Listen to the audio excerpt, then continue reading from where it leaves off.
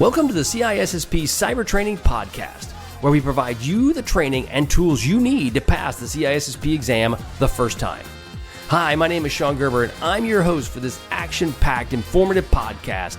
Join me each week as I provide the information you need to pass the CISSP exam and grow your cybersecurity knowledge. All right, let's get started. Good morning, everybody. This is Sean Gerber with CISSP Cyber Trading, and hope you all are having a beautifully blessed day today. Today is Monday, and today we get to go over some great parts around the CISSP. So I hope you all are excited and strapped on, ready to go, because it's going to be a wild ride. You know it. It always is. That's also sorry for that I sound like Lou Rawls or the guy on the Arby's commercial that has "You Got the Meats," because, yeah, I've got this deep voice because I've been fighting a cold for about the past week and a half. My daughter, she graduated from basic military training from the Air Force, and we went and saw her and got to experience that. It was a great opportunity, and in the process I was exposed to around 2,000 people, and of which somebody had a cold or something. Who knows what it is anymore. But yeah, so I have this really cool, sexy, deep voice right now, and maybe you're probably not thinking it's sexy. You probably all think it's quite annoying, but like my wife. But that is okay, because we are going to get into something around Domain 6 today. And today is Domain 6, and we're going to be getting around the aspects of conducting security audits. And one of the aspects that you will focus on when you are doing your CISSP is around security audits and where do you do them, how do you do them, and so on and so forth. And an aspect also that you'll see in this is when you get in your own world and you're out there doing your own security stuff, you may be called upon to do security audits for different agencies, different entities within your company. I've had to do multiple audits for my finance team because they didn't understand the security aspects of these questions, and so I had to assist them during the audit process. So we'll get into a little bit of that. But before we do, I had an article that was out there in the Register. It's around an open source LLM tool, which is your large learning model. Yeah, see, I can't speak either. I sound really cool and I can't speak. So it sounds to be a great way to start a podcast. But it's primed to sniff out Python 0 days, which I thought was interesting. And this is the part where the LLMs, people are like, well, people are going to cheat. When I was teaching college, we thought students would cheat using LLMs, in which they did. But they're getting better and better so that now they can cheat without me knowing that they're actually cheating. But that being aside, is the fact that this LLM is actually going out to sniff out Python 0 days. Now, Python as a whole is a pretty substantial amount of the code development that occurs within the overall ecosystem of the globe. And even I was exposed to Python teaching stuff when I was at Wichita State here in Kansas. And a lot of it is because there's big companies that are using it. Obviously, it's open source, so there's a lot of ability to reuse libraries. There's also rapid development and evolution in that whole space. And so Python would be a really good language to start on. C# maybe not so much, because it isn't as prevalent as something like Python. And a lot of the open source stuff is in Python. So therefore, this tool was potentially an option for that ability. And this software is called Vuln Hunter. Vuln, Vuln Hunter, and then Huntr. And it was introduced at the No Hat Security Conference in Italy on Saturday. And what interesting part about this is that it has a great capability to really help companies that have development teams to maybe run through their code to make sure that there aren't any potential 0 days in there. So what their quote from them is, it automatically finds project files that are likely to handle remote user inputs. And they look for potential vulnerabilities, and then they look for specific ways to optimize and fix those vulnerabilities. So I think it's a really cool tool, especially if your team has a development team. You have a development team in your organization. The one part they have is it looks for cross-site scripting, cross-site request forgery vulnerabilities, and then also privilege escalation.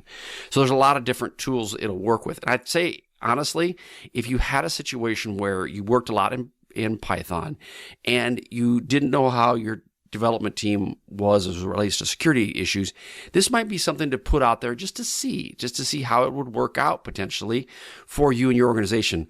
And even if it only found a few things, if that's already a way up than just having it out once your team gets done and they promote it to production. It's a good way to get started. So I think it's something to check out. Go to the register. That's the register.com. And there's an article in there. Again, the open source LLM tool is primed to sniff out Python 0 days. So Google the LLM Python 0 days and see what comes up. And that might be an opportunity for you to help in your organization. Okay, let's get started in what we're going to talk about today. Okay, this is over 6.5 of the ISC Squared, in the ISC Squared manual around conducting and facilitating security audits. So as we all know, audits are an important factor in everything you do in cybersecurity. And there's also a lot of reasons why you have to do audits. And so the CISSP wanted you to focus on understanding how do you conduct them, two, how do you facilitate them, and then what's the importance behind them. And I think understanding that key concept is a big factor going forward. I get called on routinely to do audits for various companies. And so this is an aspect that is near and dear to my heart. Now, I will tell you, is it the most sexy thing in the world to do? No, it's not. It's not the most sexy. It is one of those that can be laborious and time consuming, but the outcome can be very promising if they're done right. And not just that they're done right, it's the fact that where are the findings from the audit utilized by the senior executives to fix the actual problems. So that's where it's a win-win, is if you actually do the audit, and then after you get done with doing the audit or the assessment, they bring you in to fix the problems. And so that's a really key point. And I've done multiple audits with PricewaterhouseCoopers, with Deloitte, with all the big three folks that do audits. And my organizations, they would come in and they would find findings, but for the most part, they were relatively positive findings or positive reports. And I'm not saying that to say my audits were awesome. No, they're not. We had some really good people. But what I was saying is I focused on the basics. And if you focus on the basics, if you have an audit that's coming in and say you are the security person and you get an audit that's headed your way, you're going, what do I do? Well, if you focus on the basics, that's what the audit teams are primarily looking at. They want to make sure that you have the things in place that will help reduce the risk to the organization and therefore reduce the risk of a potential bad thing happening. So let's get into that. So when you're dealing with security audits, what is a security audit? Right? It's a key concept. I don't know what that is. So if first time you've heard this term, well, hey, welcome to the party. If not, then, maybe this will open up some new eyeballs that's really open up eyeballs. Yeah, that's really bad. Hey, anyway, so a security audit is a systematic examination of an organization's information security practices to assess compliance with regulations, standards, and internal policies. So a good example of this is you have in the United States government, when you're dealing with the Defense Department, they have to meet the CMMC standards, which is your Cybersecurity Maturity Model certification. And if you want to meet the CMMC model, you have to go through and have various audits. You have to meet these audits. And the purpose is then to make sure that your organization is meeting the standards, in this case, the Department of Defense. Now, it could be around financial audits, it could be HIPAA, medical-related audits. It could be any of those. But let's boil that down to what are the main things they're looking for. And focus on the fact that most of the audits are tied to a standard, which we'll get into in just a little bit. But these standards are to ensure that you are actually meeting or exceeding those standards, so that if they know an auditor comes in, drops in with their parachute and says, okay, where are you at? If you are following this standard, now they know that, hey, as long as they're not lying to me, which then they ask some more questions. Again, like when my kids are lying, I ask deeper questions to find out if they're really telling the truth or they're lying. They'll ask deeper questions to make sure that, hey, do you really know what you're talking about? Or is it just a bunch of smoke and mirrors? But again, it's around compliance with regulations, standards, and potentially internal policies. You may have your own internal policy that maintains this level of standard within your company. So again, the importance of them is, we talked about compliance and regulations, ensuring your security posture meets a certain level. Now, because you may be in a governmental type environment, you have a security posture that needs to maintain at a certain spot. Like example is CMMC. Or maybe you have an own internal audit team that is constantly looking at your environment. That way you will have to maintain a level of security around that. It's also to improve your operational efficiency. As an example of this is, let's say for point you are currently provisioning accounts to anybody who starts in your company. Well, you have a very manual process, but the auditors recommend an automated process to provision new accounts, with new credentials, with new entitlements. And you actually then go through and you get that done. Well, now it went from taking a process that was very potentially error-ridden and taking a long time to being a very quick process where now your individuals that were doing that before can now work on something different. And so the point of that is it improves the operational efficiency of your company. So that's a great finding of the audits. But they can get overwhelming, and you have to then, once you get the audit findings, break it down into a bite-sized pieces that you can actually go and implement in a time frame while doing your job at the same time. And then support business continuity. A big factor, you see this in today's world, is business continuity, business resiliency. What are you going to do when you get pwned? Because it's going to happen. At some point in time, your company's going to get pwned, or aspects of your company are going to get hacked, and you're going to have to deal with it. So by going through the audit process, it will help support your overall business continuity and your business resiliency. So it's, again, important parts. Now, when you're conducting a security audit, you need to complete, first off, there's a complete a cyber risk assessment. Now, an assessment and an audit are two different things, but they get used, and unfortunately by me sometimes, used synonymously. And they're not. An assessment is just a quick brush look at what's going on. It might be a deep dive into a certain area, but at the end of the day, it's just an assessment. It's an assessing of what's actually going on within your organization. Where an audit is a formalized process in which someone's going to do a deep dive within your company on a specific topic. Now, that comes into where you have to determine the scope, the boundaries and requirements of these audits. What is the limitations? How deep can they go? Where do they have to stay within? Because what can happen is these audit, I've seen it where you didn't set up a scope for these folks. They can get extremely broad, and they come back with all kinds of findings and say, yes, you suck. You're a terrible organization. You guys should just quit right now and go away. You can get that, right? But it's not helpful. It's expensive, because the longer they stay with you, the more money they charge you, because they're charging you per hour. So it can get very expensive, and then it doesn't give you the results you want. So you need to, if you want to focus on a very specific niche, if you want to focus on that niche, then you need to target them in that. So let's just say it's account provisioning. I want to do an audit of my account provisioning because I see it as one of my biggest weaknesses within my organization. Focus on that. And that's what they'll do. It'll help identify potential threats, from carelessness to human error, technical threats. Again, one of the pieces that comes into is the insider aspect, right? I do insider risk for companies. I help them get that set up. One of the things I would ask of them to do is do a good quality assessment of their overall processes to determine where they may or may not have an insider risk problem. And that's another aspect of it. And this also could come back to the development part, right? If you are a development shop and you see that they're not doing any sort of development work, and they're not incorporating security within their development processes, that might be something that you would say is an internal problem we need to fix. And so that's where this audit can come back to. It helps with vulnerability identification again, and then also highlights where they might be mitigated by certain levels of controls you may have within your company. And then it also will help identify potential controls you can put in place to limit these issues that you have.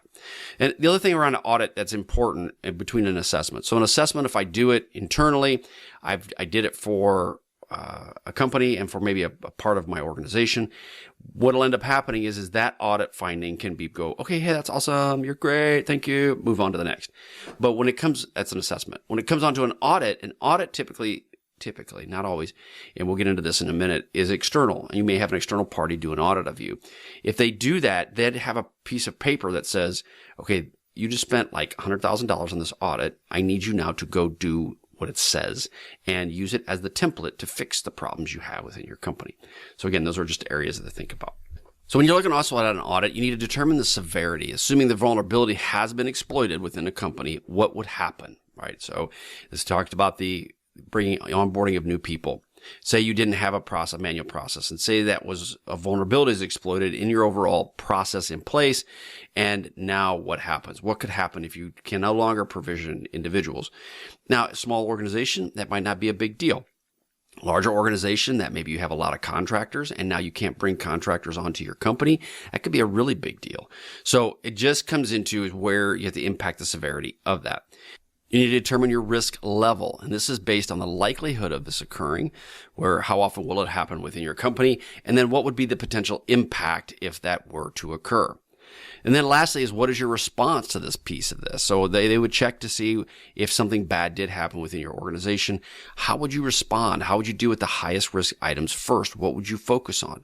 So again, those are key aspects that you'll run into when you're dealing with an audit.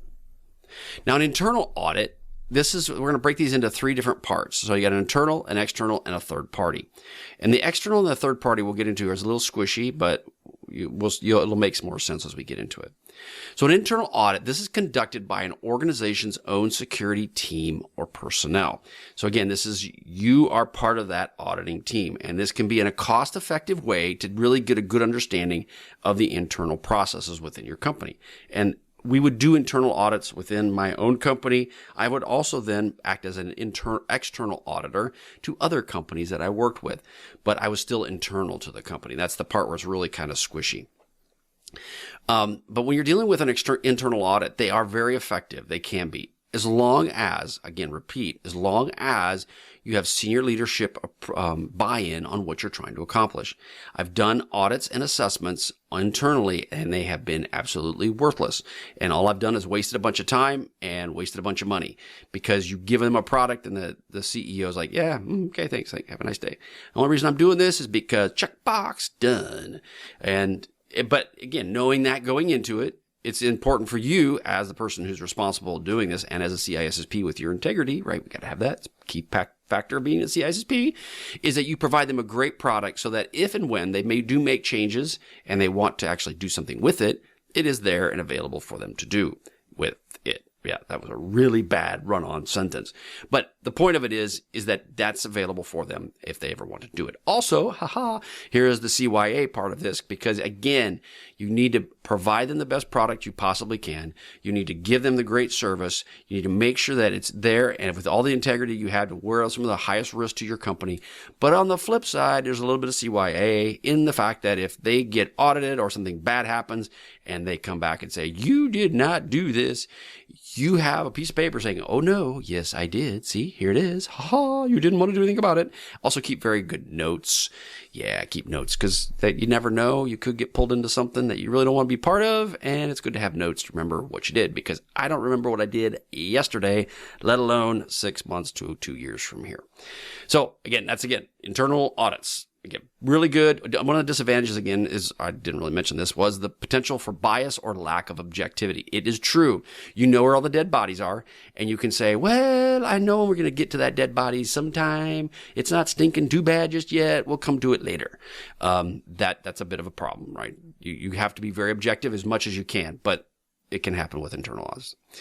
External audits. These are conducted by independent third-party auditors. Now, this can be, when we say independent third party, this could be, like I mentioned before, you could be part of an internal. Now, I worked with large Coke Industries at the time. I was a very large company, right? 140 million or 140,000 people, multi-billion-dollar company.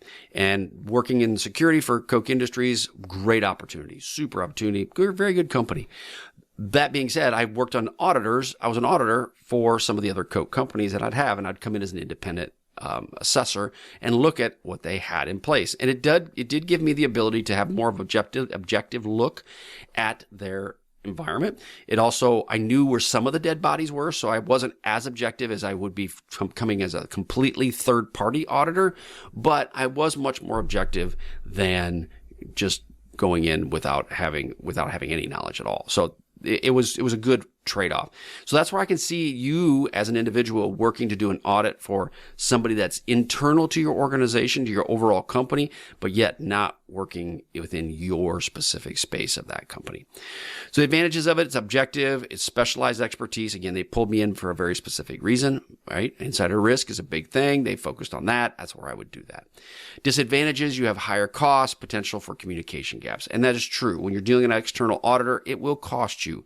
Do not go into this thinking it's going to be inexpensive. It is not. It's expensive. And therefore, though, you should demand, because of the cost, what are you going to get out of this, right? I got to be able to get something out of this that is worth some value. That comes down to a lot of interviews that occur. So conversations, interviews, deep dives into what is important, What can they fix? What can't they fix? And so forth. I've got one that I've got coming up here soon that I'm going to be doing for another company. And the point of it is that is an area that we'll focus on, because knowing that you're coming into a green field that really didn't have security before, that's the other part you're going to have to understand, is if you go into a place doing an audit where maybe it didn't have security, you better start low and slow. And what I mean by that is, if they didn't have anything, it's probably a lot of dead bodies everywhere, scattered everywhere. Like it's like a morgue. And you're going to have to go in and pick out the ones that are really ripe that you need to get them buried. You need to put them away. And I know it's really sounding morbid, this conversation, but that being said, you're going to have to focus on that. Third-party audits. What are those? These are conducted by external auditors to assess security practices of third-party vendors and or suppliers. And this is a really big part in your supply chain and understanding the supply chain risks that are associated with it. A lot of companies now, it's all this just-in-time type of shipping, type of supplies. And if you don't have a good handle on your supply chain, any one of those little cogs in this wheel that get busted, then your wheel ain't going to run real well. So you think about it this way. It's like a gear shifter, and your gear shifter's got all these little tines all the way around the gear shifter. And these tines interact with other parts of your organization. But if you were to get a hammer and bust off a tine on one of those gears, your gear isn't going to work real well. Well, so that's your supply chain. If you don't have a good handle of your supply chain and what are the risks potentially to them, you bust off one of those guys, they just get hacked. And I've had this happen multiple times. My supply chain gets hacked and I can't use anything from them for a period of time. I just busted off a tine. Now what am I going to do? Okay, so understanding that from a risk standpoint is really important. So this is where your audit will come into play. And that's what you'll focus on again. And you're going to focus on scope, frequency, and reporting requirements that are going to come from these third-party auditors. And you're going to have to deal with it. Again, coming back to expense. This is going to be expensive. Do not think this is going to be inexpensive. You're going to pay in the upwards of $100,000 for a potential audit, depending on the size and scope of it. And then you may go, you know what, I'm going to scope it down so it's not quite so broad, and it's still going to be $100,000. And you're going to go, what the heck? Why is that the case? Because one, they got the expertise. You don't. Two is they're going to tell you where your dead bodies are, which you probably already know, but they're going to give you a piece of paper that says this is where they're at. And then three, they're going to give you recommendations on how to fix those dead bodies, how to bury them.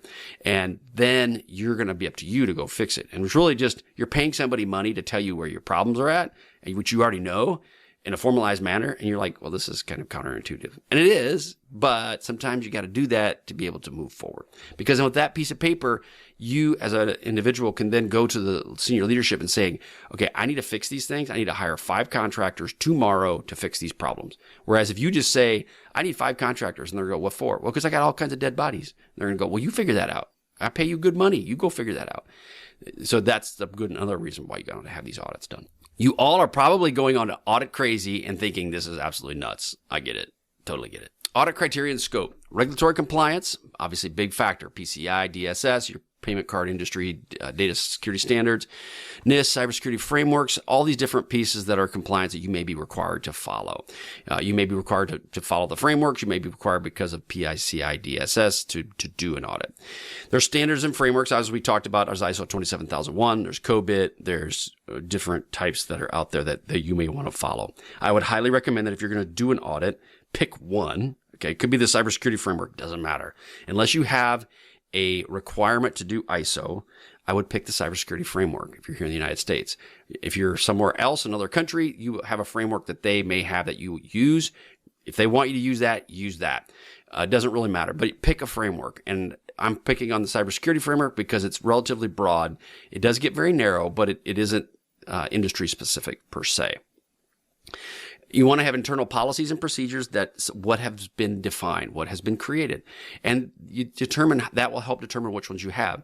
Do not go hog crazy with this and say, hey, I've got to have like 15 different policies and procedures. No, you don't. You just need to have a few. And like acceptable use policy, password policy, just some basic ones you need to have. And then from there, move on.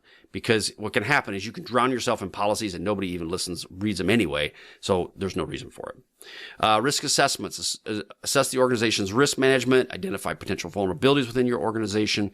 You also want to look at incident response, big factors. So if you're looking at, okay, where are my holes? How do I plug my holes? And then how do I respond when they find holes that I didn't know I had?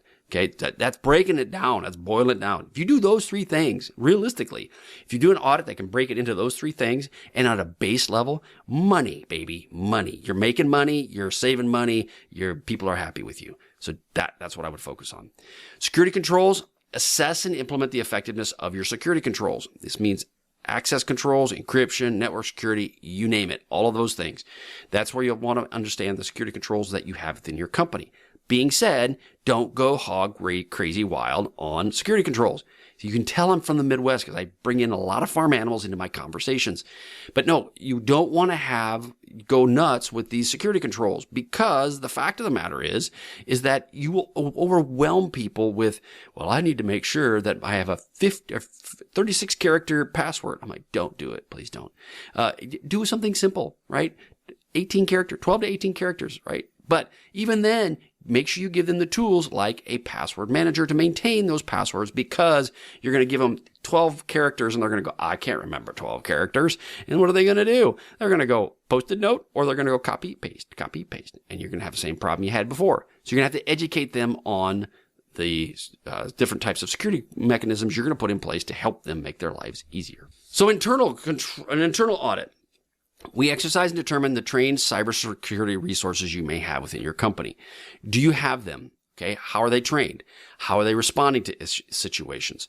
What do you need to do? You'll look at them as an individuals and as a group and figure out what needs to happen. You're also going to evaluate your current controls and your processes within your company. And now, like, an internal audit can be used synonymously with internal assessment. Unless you have somebody specifically telling you, I need an internal audit done because of X, then I would consider what we call an assessment, where you're just doing the same type of activity, but it might be assessing one aspect of an overall bigger picture. Again, though, audit and assessment internally can be used synonymously, just depends upon the nature of what the request is for. You want to have a process that builds accountability to your organization, and you want to make sure that you have buy-in from your leadership. I can't stress this enough. Your job as a resource is to influence individuals. You can bring out the hammer and hit people over the head and make them do things, but that depending on your organization. Some organizations you can't do any of that because they just won't let you, and plus it's physically wrong. You don't want to hurt people. But that being aside, you want to understand that you're going to have to do this through influence. You're going to have to make sure that people want to help you for a reason. They are there to help you because they want to help you. And it does build additional accountability within your organization, because then now people look to you as the leadership and as you as someone that's going to help them fix their problems. Now, the key aspects around this is that you need to have, this internal audit will work for the CEO, the CIO, or the potential board. Now, security is becoming a bigger factor in the fact that you are now working for the board in many ways. And that means that you are responsible to the board on what you're actually accomplishing. There could be financial aspects around this as well, from regulatory requirements, vendors requiring audits, you name it, all of those different things that are in place. Now, there also might be vendors that are requiring an audit to be done. Say you have a certain vendor that's working with you. They may require you to actually have an audit completed. And they may have this document that says you may have to have that. You also may be requiring vendors to have audits before you even work with them. So understanding this overall internal aspect of an audit is an important factor in your overall journey.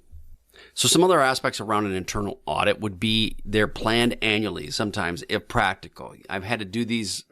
They've been annual and semi-annual, like every couple of years. It just really depends upon what you're looking at. You also want to avoid them from reducing the disruption to your company and to your operations, because doing an audit can be a bit overwhelming to people, especially if you have to start doing interviews and talking to people. And you want to really plan for that. You'll talk with your IT, your legal, human resources. They all could be involved in this depending upon what your scope of your audit is. So you'll want to be very cognizant of their time so that you're not burning it. Again, this comes down to the influence piece of this. You one thing I've seen with IT professionals, and again, I'm a pilot by trade, so I'm not a geek.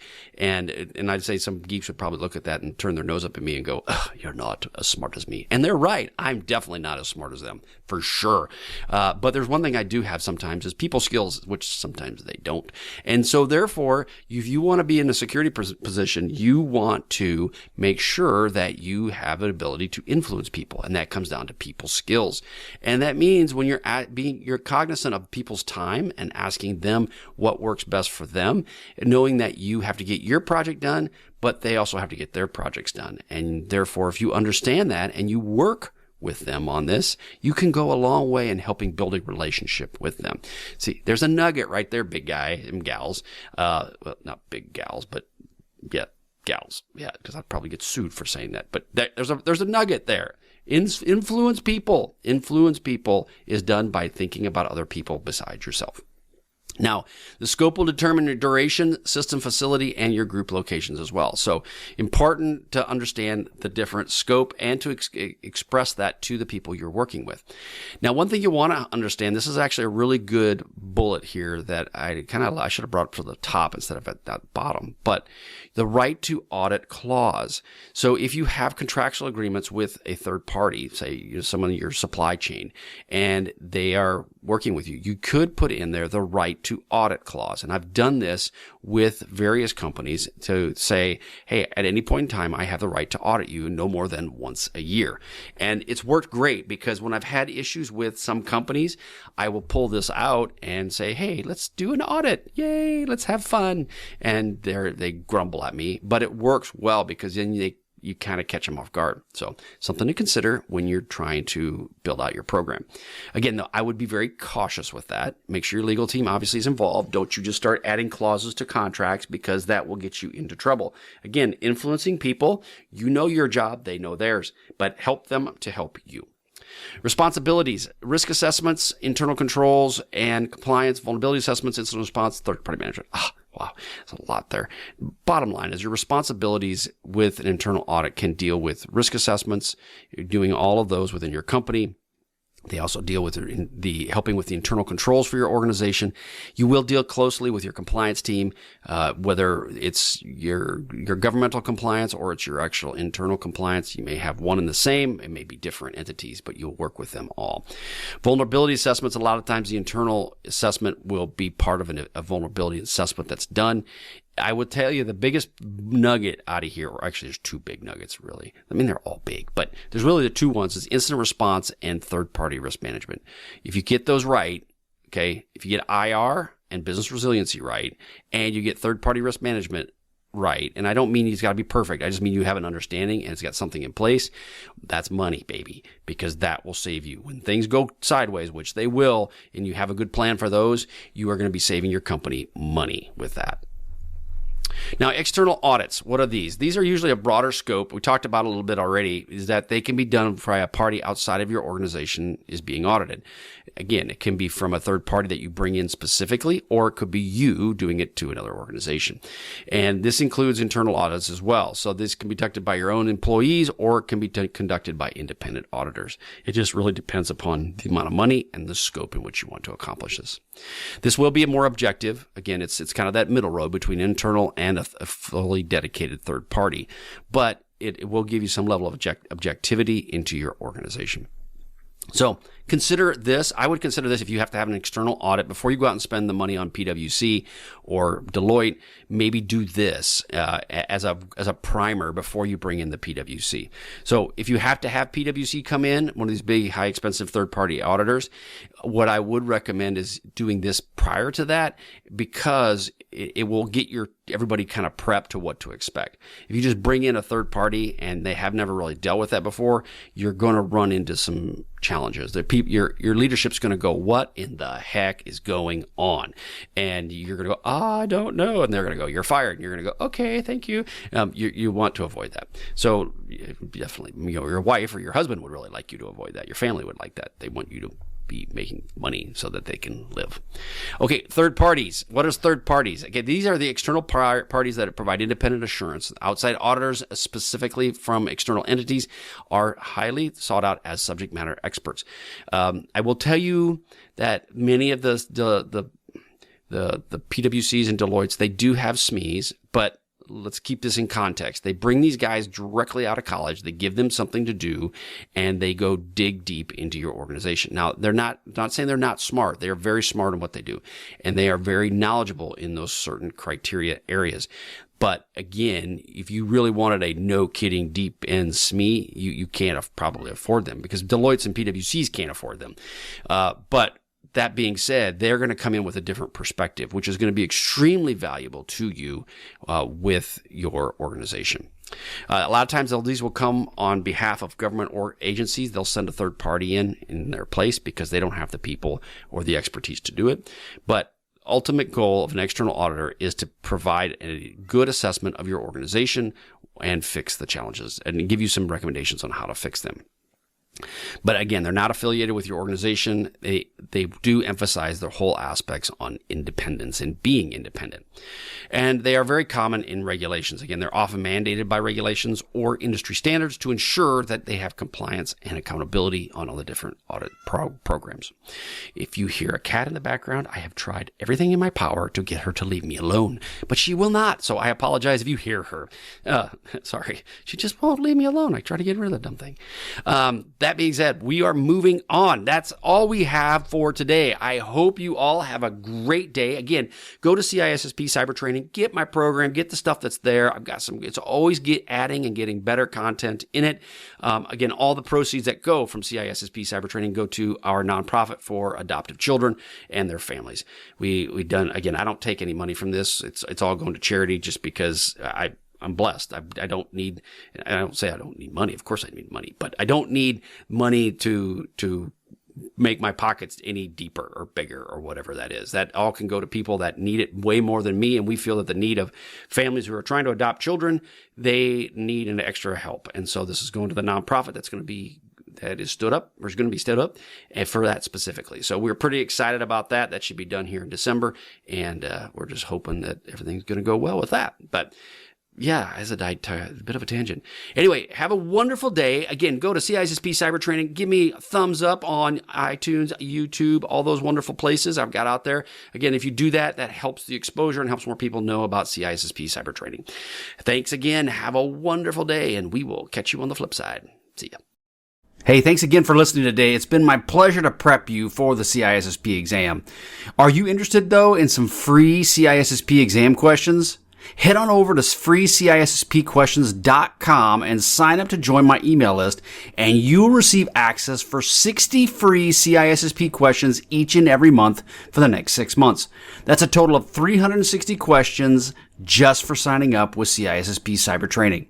You'll also gain access to other free CISSP resources, so just head on over to freecisspquestions.com and sign up, or head on over to CISSPcybertraining.com and sign up today. Have a wonderful day, and we will catch you on the flip side. See ya.